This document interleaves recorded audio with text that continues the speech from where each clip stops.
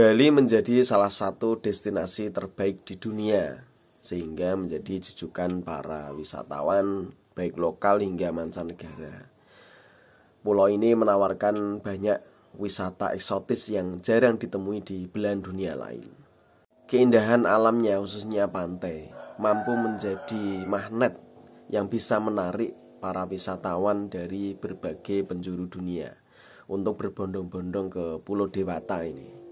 Saking terkenalnya Bali, bahkan ada yang menyebut bahwa Bali ini lebih terkenal atau lebih populer dari Indonesia. Nah, ternyata Bali ini tidak hanya menawarkan paket wisata alam yang menawan. Belakangan, industri pariwisata di Bali juga menawarkan paket wisata religi. Tentunya mereka ingin menangkap peluang pasar dari umat Islam di Indonesia khususnya, yang gemar bepergian untuk ziarah. Tak ayal kehadiran paket wisata religi Wali Pitu atau Wali Tujuh di Bali ini langsung disambut antusias oleh umat Islam di Indonesia. Pada momen liburan atau momen hari-hari besar Islam, paket wisata religi Wali Pitu ini selalu diminati dan banyak dipesan oleh turis-turis muslim. Dengan mengikuti paket wisata ini, mereka bukan hanya bisa menikmati keindahan alam Bali yang sudah masyhur di dunia, tapi juga sembari beribadah, berziarah ke makam aulia yang mereka yakini. Jadi paket wisata religi Wali Pitu ini jelas ditujukan untuk menggaet wisatawan muslim yang mungkin jika tidak ada paket wisata religi ini, mereka masih ragu untuk berkunjung ke Bali dengan citra yang demikian, dengan pulau yang dihuni mayoritas umat beragama Hindu. Sehingga paket wisata religi ini menjawab keraguan para calon wisatawan bahwa di Bali ini juga ada loh banyak walinya. Buktinya ini ada makam Wali Pitu atau Wali Tujuh yang membuktikan ada syiar Islam di Pulau Dewata. Nah, masalahnya apakah Wali Pitu ini benar adanya sesuai dengan fakta sejarah? Ini para wisatawan atau para peziarah harus lebih jeli lagi ya. Mendengar istilah Wali Pitu, mungkin yang terbesit di benak kita mereka sama atau mirip seperti Dewan Wali Sembilan atau Wali Songo yang dikenal sebagai para aulia yang menyebarkan Islam di wilayah Nusantara khususnya Jawa. Hanya Wali Pitu ini adanya di Pulau Bali dan hanya berjumlah 7. Hanya selisih 2 dari Wali Songo.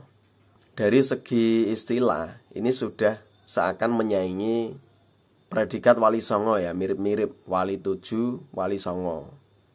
Padahal keduanya jauhlah berbeda dan tidak ada hubungannya sama sekali Wali Pitu dengan Wali Songo. Kalau Wali Songo jelas sudah masyhur, jejak historisnya, bukti-bukti arkeologinya masih ada sampai sekarang. Dan penyematan istilah Wali Songo juga sudah menjadi kesepakatan umat muslim di Indonesia. Tidak ada fakta sejarah yang membantah keberadaan Wali Songo yang memang berkontribusi besar terhadap proses islamisasi masyarakat Nusantara. Nah, ini kok belakangan muncul istilah Wali Pitu di Bali. Dan istilah itu kian populer. Ya karena memang terus dipromosikan ya, terutama oleh para pelaku industri pariwisata di Bali untuk menggayat para wisatawan dan peziarah untuk berbondong-bondong ke Bali. Nah, dari mana istilah Wali Pitu itu muncul? Kita akan cek sama-sama. Di sini kita akan mengulas atau menukil pengalaman dari seorang peziarah yang pernah berziarah di makam Wali Pitu di Bali. Dia membagikan pengalamannya di media online atau kantor berita Antara dengan atas nama Edi M. Yakub. Ketika memperbincangkan jejak Islam di Bali, ada kisah yang selalu disodorkan ke masyarakat, yakni Wali Pitu. Nah, jadi ini sudah menjadi masyhur ya. Ya karena cerita tentang Wali Pitu ini terus disebarkan dan diulang-ulang, akhirnya masyarakat memahaminya sebagai sebuah kebenaran ya, dan ada hubungannya dengan jejak penyebaran Islam di Pulau Dewata Bali. Jadi narasi yang populer saat ini, proses penyebaran Islam di Bali ini tidak lepas dari peran dari Wali Pitu ini. Namun peziarah ini justru mendapatkan pengalaman yang berbeda ketika dia berkunjung langsung dan berziarah ke makam Wali Pitu di Bali. Di salah satu tempat makam Wali Pitu di Karangasem, Bali, dia sempat berbincang dengan tokoh masyarakat setempat untuk menanyakan perihal sosok Wali Pitu ini. Nah, yang mengagetkan itu adalah jawaban dari tokoh masyarakat setempat ini. Kalau menyebut Wali Pitu, ini kata tokoh masyarakat setempat ya, yang namanya di sini Rudi. Kalau menyebut Wali Pitu sebagai orang yang sudah lama berada di Bali, kami tertawa. Karena Wali Pitu itu rute wisata religi dari Biro Travel saja. Tentunya ini jawaban yang cukup mencengangkan ya. Jadi warga setempat saja, tokoh masyarakat setempat saja, ketika mendengar istilah Wali Pitu, mereka tertawa. Seakan Wali Pitu ini tidak diakui oleh masyarakat lokal. Tokoh masyarakat setempat itu menyebut Wali Pitu itu hanya rute wisata religi dan Biro Travel saja. Berarti dia tidak mengakui bahwa Wali Pitu ini sebagai para wali atau aulia penyebar Islam di Bali. Jadi istilah Wali Pitu ini hanya dikenal oleh umat Islam dari luar Bali yang suka berziarah ke Bali, yang mereka termakan promosi-promosi iklan-iklan dari para pelaku industri pariwisata, wisata religi di Bali. Untuk warga Bali sendiri ya seperti statement dari warga lokal tadi, seperti itu. Dia malah tertawa. Nah, dari mana istilah Wali Pitu ini muncul? Ternyata istilah Wali Pitu ini justru disusun oleh Habib Thoyyib Zain Arifin Assegaf dalam bukunya bertajuk Sejarah Wujudnya Makam Sab'atul Aulia. Kalau di Indonesia kan ya berarti Wali 7. Masih dari sumber yang sama ya. Habib Thoyyib Zain Arifin Assegaf mendaku ketujuh nama itu diketahuinya lewat pengalaman rohani yang memberikan petunjuk-petunjuk kepadanya pada bulan Muharram tahun 1992 Masehi. Jelas istilah Wali Pitu ini disusun oleh Habib Thoyyib Zain Arifin Assegaf yang diketahuinya melalui pengalaman-pengalaman rohani. Jadi bukan lahir dari sejarawan atau arkeolog yang meneliti sejarah atau situs berdasarkan fakta sejarah dan bukti-bukti otentik ilmiah. Jadi jelas beda dengan Wali Songo ya. Dan istilah Wali Pitu ini bukan kesepakatan umat Islam, baik umat Islam di Bali maupun di Jawa dan Nusantara. Wali Pitu adalah istilah yang dimunculkan pertama kali oleh seorang habib, kemudian dipopulerkan oleh Biro Travel karena berpotensi menjadi paket wisata religi yang bisa dikembangkan di Bali untuk mendampingi wisata-wisata alam yang sudah ada. Nah, saya lanjut ya. Tulisan dari peziarah di Antara. Awalnya istilah Wali Pitu itu tidak dikenal umat Islam di Bali. Istilah itu baru ada dari pelaku wisata religi di Jawa sekitar tahun 1990 sampai 2000 yang melancong ke Bali. Hingga akhirnya diperkenalkan sebagai paket wisata religi oleh para agen travel wisata dengan tarif tertentu. Nah, jadi eksistensi Wali Pitu Bali ini sangat terbantu dengan keberadaan banyaknya agen travel wisata di Bali. Karena sepanjang di situ ada potensi bisa menarik wisatawan atau turis, istilah Wali Pitu Bali ini akan terus dipromosikan oleh para pelaku wisata atau agen travel. Inilah sekaligus menjadi jawaban mengapa Wali Pitu sangat cepat menjadi populer. Ya karena agen-agen travel ini mereka tanpa disuruh pun pasti mereka akan mempromosikan destinasi makam Wali Pitu dengan segala keunggulan dan potensinya. Kalau wisata alam yang diunggulkan, yang ditawarkan ke para wisatawan tentunya kecantikan alamnya, keindahannya, wahananya, dan fasilitas-fasilitas yang menarik bagi wisatawan. Kalau wisata religi makam, tentunya yang ditawarkan ke turis atau peziarah adalah cerita-cerita di balik tokoh atau wali pemilik makam itu. Misalnya dongeng soal keramat-keramatnya dan cerita-cerita lain yang bisa menarik para peziarah untuk datang. Nah, masalahnya mereka yang biasa mempromosikan paket wisata Wali Pitu ini apakah sudah mengetahui sejarah asli dari Wali Pitu, keaslian tokoh-tokohnya, dan perannya bagi penyebaran pengembangan Islam di Pulau Dewata. Tentunya mereka tidak akan mengkaji sejauh itu. Nah, kenapa Wali Pitu ini dijadikan paket wisata religi? Entah kebetulan atau tidak, ternyata lokasi makam-makam yang diklaim sebagai Wali Pitu ini sangat strategis dan dekat dengan wisata-wisata andalan di Bali. Nah, nama-nama yang didaku sebagai Wali Pitu di Bali dari hasil pengalaman rohani Habib Thoyib Zain ini, yang pertama Raden Mas Sepuh atau Pangeran Mangkuningrat alias Keramat Pantai Seseh Mengwi Kabupaten Badung.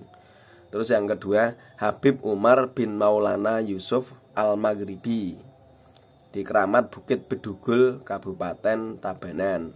Yang ketiga Habib Ali bin Abu Bakar bin Umar bin Abu Bakar Al-Hamid di Keramat Pantai Kusamba Kabupaten Klungkung. Kemudian yang keempat Habib Ali Zainal Abidin Al-Idrus Keramat Bungaya Kabupaten Karangasem. Yang kelima Syekh Maulana Yusuf Al-Baghdhi Al-Maghribi Keramat Karangasem. Dan yang ketujuh Habib Ali bin Umar Bafakih Keramat Loloan Barat Kabupaten Jembrana. Jadi rata-rata Habib semua ya. Ini makam Habib. Jadi Wali Pitu itu Habib dari klan Ba'alawi. Dan yang menyusun, yang memunculkan istilah Wali Pitu itu juga Habib dari klan Ba'alawi. Ini saya lanjut bacakan artikelnya. Jadi keberadaan Wali Pitu perlu dipertanyakan akurasinya karena bersifat oral story atau hanya cerita tutur, cerita dari mulut ke mulut tanpa didukung fakta sejarah yang akurat. Seperti Pangeran Mas Sepuh atau Pangeran Mangkuningrat dan Habib Umar bin Maulana Yusuf Al-Maghribi. Tidak hanya Pangeran Mas Sepuh dan Habib Umar, Habib Ali Zainal Abidin Al-Idrus Keramat Bungaya Karangasem juga dipertanyakan statusnya yang hanya guru silat dan guru tarekat, tetapi makamnya sering diziarahi. Jadi penulis ini mempertanyakan kekeramatan atau kewalian tokoh-tokoh yang dianggap diklaim sebagai Wali Pitu ini. Misalnya seperti Habib Ali Zainal Abidin Al-Idrus ini yang menurut dia hanya seorang guru silat dan guru tarekat, tetapi makamnya justru sering diziarahi dan dimasuk ke jajaran Wali Pitu. Nah, mungkin karena lokasinya di pinggir jalan, maka dimasukkan paket wisata religi. Padahal di sini masih ada makam yang lebih tua, yakni makam Saren Jawa yang tidak masuk rute Wali Pitu. Penulis ini juga mempertanyakan, kenapa yang dimasukkan ke Wali Pitu ini adalah Habib-Habib yang hidupnya di era-era belakangan, yang meninggal baru puluhan tahun yang lalu. Padahal jejak Islam di Bali itu sudah ada sejak abad ke-14. Di Bali kan ada beberapa kampung Islam yang menyisakan jejak penyebaran agama Islam di zaman dahulu. Seperti kampung Islam tertua, kampung Gel-Gel, yang sudah ada sejak abad ke-14 saat zaman Majapahit di bawah kepemimpinan Prabu Hayam Wuruk. Kemudian ada kampung Saren Jawa di Karangasem. Nah, ini masih satu kabupaten dengan salah satu makam tokoh Wali Pitu, yakni Habib Ali Zainal Abidin. yang baru meninggal pada sekitar tahun 1980-an. Jadi masih sangat baru. Nah, kenapa tidak Raden Kyai Abdul Jalil yang dimakamkan di kampung Saren Jawa, di Karangasem, yang beliau jelas menjadi salah satu tokoh penyebar Islam di Bali yang hidup di abad sekitar 14 sampai 15 Masehi. Tapi nama beliau justru tidak dimasukkan dalam jajaran wali pitu ya, yang istilahnya dimunculkan oleh seorang Habib di Jawa Timur ini. Dan kalau benar ada wali pitu yang hampir menyamai kedudukannya dengan Wali Songo, harusnya Bali ini masyarakatnya sudah Islam semuanya. Karena satu pulau yang hanya dihuni oleh sekitar 4 jutaan jiwa. Tapi yang terjadi justru umat Islam di sana menjadi sangat minoritas, yaitu hanya 10%-nya saja atau sekitar 400-an ribu jiwa yang memeluk agama Islam. Padahal ada wali tujuhnya. Nah, kita patut mempertanyakan barokah dan karomahnya. Kenapa Islam tidak berkembang signifikan di sana? Padahal wali 9 yang hanya selisih dua orang mampu mengislamkan masyarakat Jawa dan Nusantara. Jadi kemunculan istilah wali pitu ini seperti tidak menghargai ya para pendahulu, wali-wali, kiai, ulama Nusantara yang lebih dulu menyebarkan Islam di wilayah Pulau Dewata Bali. Mulai abad ke-14 Masehi itu sudah ada di sana. Dan wali pitu ini semakin lama akan semakin populer. Seiring dengan semakin bertambahnya, semakin banyaknya para wisatawan atau peziarah yang mereka berniat melakukan rute wisata religi di Bali. Mereka yang tidak tahu menjadi tahu karena iklan dan promosi wisata. Mereka yang tahu akan mengulang dan mengagendakan terus untuk berziarah ke Bali. Karena ini sudah terlanjur populer, pemakaian istilah wali pitu ini harus dikaji ulang dan sejarahnya harus diluruskan. Jangan sampai terjadi penyesatan umat, sehingga semakin banyak orang yang akan mengamini bahwa wali pitu ini adalah tokoh penyebar Islam yang paling berjasa di Bali. Kalau ada bukti sejarah, bukti artefak, dan ada kajian ilmiahnya, mungkin kita akan terima. Tapi kalau tidak ada, apalagi hanya berbekal dari pengalaman spiritual atau pengalaman rohani untuk menentukan siapa yang menjadi wali pitu itu, dan ternyata di dalamnya rata-rata juga Habib, maka ini perlu diluruskan. Jadi kita patut menolak penggunaan istilah wali pitu untuk makam-makam para habaib di Bali ini. Ya gunakan saja istilah lain lah, jangan wali pitu. Misalnya paket wisata religi, ziarah makam para habaib di Bali, gitu saja malah itu mungkin lebih tepat.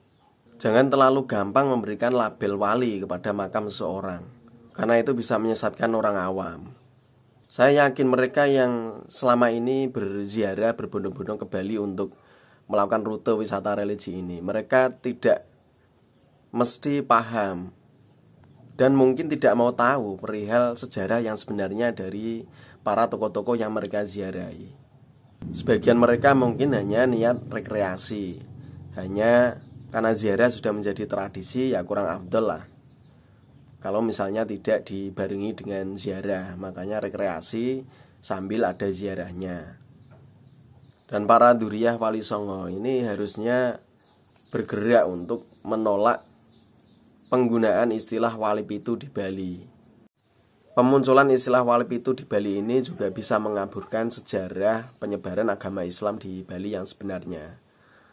Mbok ya, jika tidak ada makam wali yang sesungguhnya, wali yang sudah menjadi kesepakatan ulama, kesepakatan umat Islam, ya jangan dipaksakan ada makam dengan label wali, karena itu bisa menyesatkan umat. Apalagi di Bali ya, memang jejak penyebaran Islam di sana memang jarang. Tidak seperti di Jawa. Makanya di Bali itu Islam tidak berkembang secara signifikan sampai sekarang. Ya apa kata orang nanti ketika di Bali ada Wali Pitu, tapi mayoritas penduduknya Hindu. Di mana peran mereka selama ini? Jadi sudahlah, hapus itu istilah Wali Pitu.